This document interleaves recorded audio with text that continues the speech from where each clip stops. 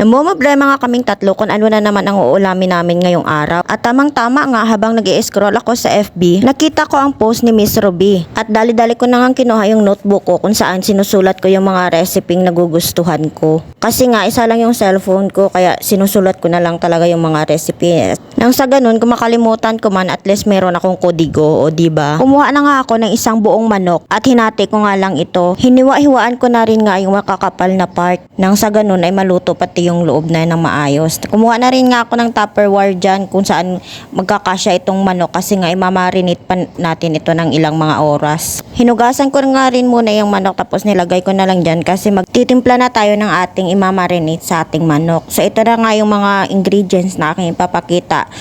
Marami kasi kami ditong tuyo kaya dalawang klase ng tuyo nang nilagay ko, Magic at saka Makati. Kaya yun talaga yung mga ano dito, tuyo. Madami kasing tuyo kasi kung saan masarap, edi doon tayo. So nilagyan ko na rin ng isang buong bawang, maraming lemon. Kung may kalamansi kayo, mas maganda ang kalamansi. Pero kasi walang kalamansi dito kaya lemon talaga ang nilagay ko.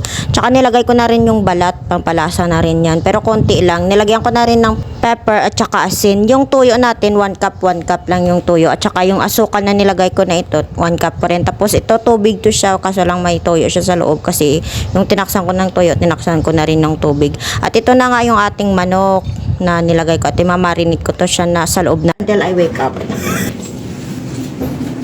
Tama po ang rinig nyo kasi paghatid ko sa alaga ko, babalik ako ng tulog kasi nga maaga akong gumigising tapos anong oras na ako natutulog. At na magising na nga ako, pinakuluan ko na agad-agad itong manok kasi yung minarinate natin, yun din ang pakukuluan natin, ipapakulo natin. Mapakukuluan natin to ng mga 45 minutes at hindi nga natunaw yung ating asukal kaya ayan. Binalik ko ulit, ganun lang po kasimple.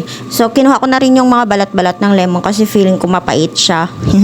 Feeling ko lang naman siya. Pero kung gusto yung ilaga, pwede rin naman. So habang pinapalambot ko nga yung manok, nag-general cleaning kami ng kusina. Marami na naman kasing mga langaw. Ay naku na lang talaga sa dami. Ikaw na lang talaga maiinis. So binabaliktad-baliktad ko nga rin yung ating manok para nang sa ganun ay malasa siya lahat ng part niya kasi maliit tong nilagyan ko na pinagkuluan ko. Kaya ayan, binabaliktad-baliktad ko lang siya. Mga 3 beses ko lang naman siyang binaliktad-baliktad at nung maluto na nga siya, ay kinuha ko na rin yung mga buo-buo yung mga ng sangkap na nandyan pa. Kasi nga gagawin natin itong ring sauce. Huwag nyo nang hanguin sa apoy, dagdagan nyo na ng flour tapos saka nyo ihalo-haloin ng maigi at kung magiging malapot na siya ay okay na yan siya, sauce na yan siya, ang sarap ng sauce niya. Kaso lang ito kasi walang cokes wala siyang coke kaya ayan, magkakaparto pa ata tayo nito kasi maghahanap tayo ng cokes.